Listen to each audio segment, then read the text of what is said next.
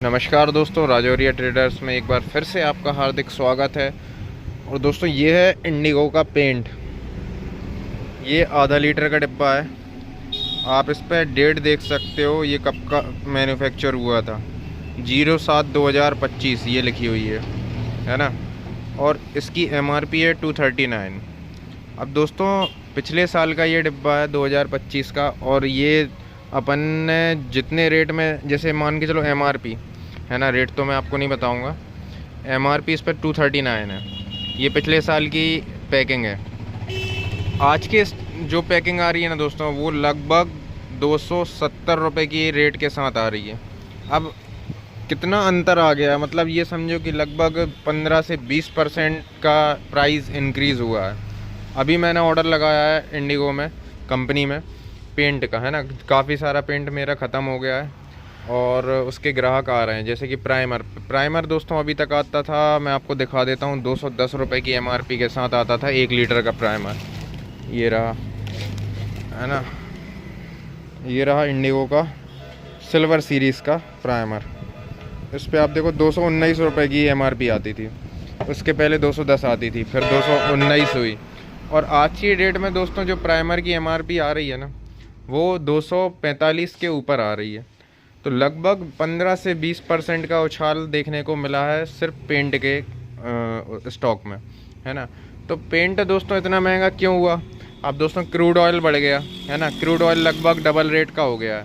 और crude oil बढ़ने के कारण जितने भी ऐसे प्रोडक्ट हैं जिनमें ऑयल का इस्तेमाल होता है, वैसे तो लगभग सारे प्रोडक्ट हैं, 80 से 90% प्रोडक्ट ऐसे होते हैं, ऑलमोस्ट 90% प्रोडक्ट ऐसे होते हैं दोस्तों जिसमें ऑयल का यूज़ किया जाता है मैन्युफैक्चरिंग प्रोसेस के दौरान।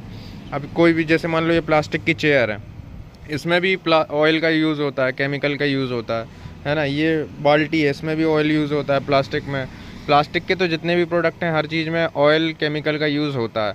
उसी तरीके से पेंट जो होता है बानस, उस बानस हो चाहे डिस्टेम्पर हो चाहे एमल्सन हो, उसमें कहीं ना कहीं ऑयल का यूज़ काफ़ी मात्रा में किया जाता है, ऑयल और केमिकल का यूज़। अब जब इन्हीं के रेट बढ़ गए तो फाइनल प्रोडक्ट का रेट भी बढ़ना ही था, है ना। इसका असर दोस्तों लेकिन बहुत अच्छा भी हुआ और बहुत गलत भी हुआ, है ना। अच्छा क्या हुआ दोस्तों, अपना जितना भी स्टॉक रखा हुआ था दुकान में या जो अपने गोडाउन पर रखा हुआ है, वो सारा प्रोडक्ट का रेट बढ़ चुका है ना। अब अपन MRP से डिस्काउंट करके बेचते थे अभी तक, है ना। अब लेकिन अपन MRP पे ही बेचेंगे, है ना। दूसरी बात, जो नया सामान आ रहा है, गलत क्या हुआ अपने साथ, जो नया सामान आ रहा है वो महंगे रेट पे आ रहा है ना। तो गलत ये हुआ। और अच्छा अपने साथ ये हुआ कि अपन को जो पुराना स्टॉक रखा हुआ है वो, उसमें अपन को काफ़ी सारा प्रॉफिट होने वाला है ना। तो आप जिस भी व्यापारी के पास किसी भी सामान का अधिक स्टॉक होगा, जैसे आज की डेट में अगर मैं ये सारा सामान होलसेल रेट में भी बेचने के लिए निकलूँ ना, तो मैं आराम से 20% मुनाफा कमा सकता हूँ, है ना। अगर कोई आदमी और डिस्काउंट में भी ये ख़रीदेगा ना, तो किसी भी हाल में 10% प्रॉफिट के साथ मैं इस सामान को आराम से बेच सकता हूँ। जिसमें दोस्तों मेरी जो इनको इस सामान को स्टोरेज करने की लागत और जो मेरी सामान को लाने में जो किराया भाड़ा लगा है, जो लेबर चार्ज लगा है, वो सारा आराम से निकल आएगा, है ना। तो कहीं ना कहीं दोस्तों प्रॉफिट भी हुआ है, लॉस भी हुआ है। प्रॉफिट बस लिमिटेड प्रॉफिट हुआ है, जितना सामान अपने पास है ना वही सामान बस महंगा हुआ है। लेकिन लॉस कहाँ हुआ है कि आगे जो सामान अपन ख़रीदेंगे उसमें काफ़ी ज़्यादा बढ़ के रेट आ रहे हैं, है ना। और कंपनी से मैंने बात भी की थी, कंपनी के अधिकारियों से, कि क्या संभावना है कि ये रेट कम हो जाए। तो उन्होंने बताया कि अभी तो ये संभावना है कि रेट आगे और बढ़ेंगे, है ना।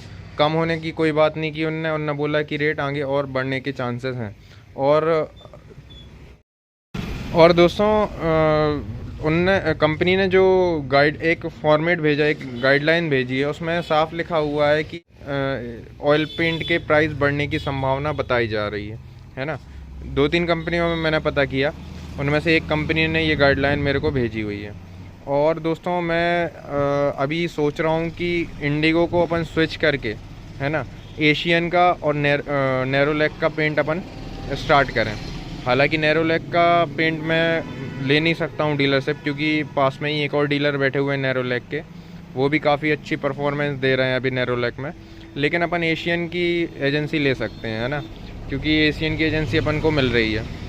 तो देखते हैं, इस साल अपन शायद स्विच करेंगे मैं कोई भी कंपनी में स्विच करूँगा, लेकिन करूँगा ज़रूर, क्योंकि इंडिगो में ऑयल पेंट तो काफ़ी अच्छा आ रहा है, लेकिन जो उसका डिस्टेम्पर है और जो उसका इमल्सन है वो उसमें थोड़ी प्रॉब्लम आ रही है ना। ग्राहकों से मेरे को शिकायतें मिल रही हैं कि कहीं ना कहीं इसका इमल्सन काफ़ी दिक्कत पैदा कर रहा है ना। तो अपन चेंज करेंगे, या तो अपन एशियन का लेंगे या बिरला ओपस का लेंगे, या फिर बर्जर की तरफ भी अपन जा सकते हैं, है ना। अभी मेरे को बर्जर से एक भैया आए हुए थे, उनसे मैंने बात की, है ना। ये बर्जर का कार्ड है उनका, तो उन्होंने काफ़ी अच्छा कोटेशन बना के मेरे को दिया है हर एक चीज़ का, और काफ़ी सपोर्टिव हैं बर्जर के एम्प्लॉइज़, है ना। इंडिगो के मुकाबले तो काफ़ी सपोर्टिव हैं। इंडिगो में भी सपोर्ट किया है, लेकिन उतना नहीं किया जितना ज़रूरी था, है ना। और सिर्फ दोस्तों ऑयल पेंट और किसी भी तरह के पेंट में ही नहीं, बल्कि ताड़पीन में भी काफ़ी ज़्यादा रेट बढ़ के मिले हैं, है ना। अभी मैं इसको अभी तक बेचता था 120 रुपये लीटर, लेकिन अभी जो आज की डेट है, वो आज की डेट में प्राइस इसका है 140 से 160 रुपये लीटर के आसपास ये बिक रहा है ना। सुबह से मैंने 3 बोतल बेची है, मैंने 140 150 बेची हुई है ना। और जो 20 रुपये वाली बोतल आती थी, ये छोटी वाली बोतल, ये दोस्तों हो गई है 30 रुपये की, है ना, ओरिजिनल ताड़पीन। वहीं दोस्तों तेल के इस्तेमाल से रस्सियाँ भी बनती हैं, है ना। तो नायलॉन से बनने वाली रस्सी या फिर जो पॉलीप्रोपाइलीन से बनती है रस्सी, है ना, ये सारी रस्सियाँ भी काफ़ी महंगी हो गई हैं, है ना। और साथ में जो सटक होती हैं, सटक के भी मैंने रेट पता किए, तो सटक का रेट भी काफ़ी ज़्यादा बढ़ चुका है। पहले मैं जो रेट लेता था ना, उससे लगभग 30% रेट बढ़ के मेरे को मिल रहा है। अभी मैंने सटक का ऑर्डर इसीलिए रोक रखा, अभी लगाया नहीं है ना। आने वाले समय में अपन लगाएंगे। अपन ने अभी सिर्फ ज़रूरी चीज़ों के ऑर्डर लगाए हुए हैं, कोई भी एक्स्ट्रा चीज़ का स्टॉक अभी मैं नहीं कर रहा हूँ, और आपको भी सलाह नहीं दूंगा। एक बार प्राइस स्टेबल हो जाए, वॉर रुक जाए, उसके बाद फिर अपन आगे ऑर्डर लगाएंगे, है ना। मार्केट में अभी स्टेबिलिटी बिल्कुल भी नहीं है, डिमांड के नाम पे डी भी नहीं आ रहा है ना। आप देखोगे पूरा दिन बीत जाएगा, लेकिन हो सकेगा कि आपका 100 200 500 का ही माल सेल हो रहा होगा। लेकिन दोस्तों ये स्थिति ज़्यादा देर की नहीं है, ये एक टेम्परेरी मद्दा लगा हुआ है ना। ये कुछ समय बाद जैसे ही बारिश का मौसम आएगा और काम स्टार्ट होंगे, ये टेम्परेरी मद्दा ख़त्म हो जाएगा, है ना। ऊपर से लोगों को अभी आदत भी नहीं है बढ़े हुए प्राइस पे ख़रीदी करने की, धीरे धीरे इसकी भी आदत लग जाएगी लोगों को, और माल वापस से मार्केट में सप्लाई होना चालू हो जाएगा, है ना। जितने भी बड़े व्यापारी हैं, होलसेलर हैं, जितने मैन्युफैक्चरर हैं, वो भी इस वक्त ज़्यादा लेन देन नहीं कर पा रहे हैं, है ना। बहुत सारी समस्याएं हैं, ट्रांसपोर्ट में भी कहीं ना कहीं प्रॉब्लम आ रही है। बढ़ते रेटों के कारण, डीजल के जो पेट्रोल के रेट बढ़े हैं, डीजल के रेट बढ़े हैं, उस कारण से ट्रांसपोर्ट भी काफ़ी अफेक्ट हुआ है। अभी हाल ही में कल मेरी बात एक ट्रांसपोर्ट ऑफिस वाले से हुई, मेरे काफ़ी अच्छे फ्रेंड हैं।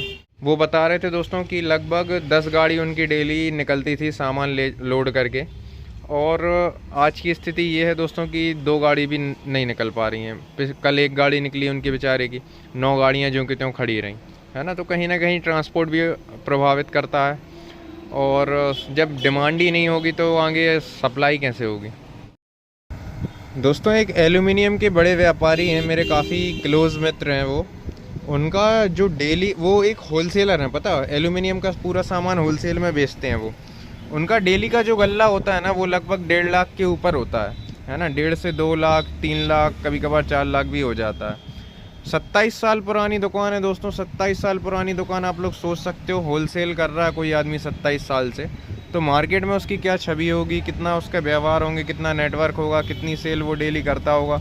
वो लगभग 1 से 1.5 गाड़ी माल डेली बेचता है, प्रतिदिन बेचता है ना। और उसके रेट इतने अच्छे हैं कि लगभग सारे जितने भी एल्यूमिनियम से रिलेटेड कार्य करता है ना, वो उनसे माल लेते हैं। तो फ़िलहाल में स्थिति ये है दोस्तों कि उनका 27 साल पुराना रिकॉर्ड टूट गया है। मतलब उनकी सिर्फ एक दिन में 3,000 रुपये की सेल हुई है, सिर्फ और सिर्फ 3,000 रुपये की। सोच लो अब आप, जिसका 1.5 लाख रुपए का गल्ला होता था कम से कम, उसकी दोस्तों 3,000 रुपये की सेल हो रही है। तो फिर आप तो जो नए बिगनर जो मार्केट में बैठे हुए हैं, उनकी क्या स्थिति होगी।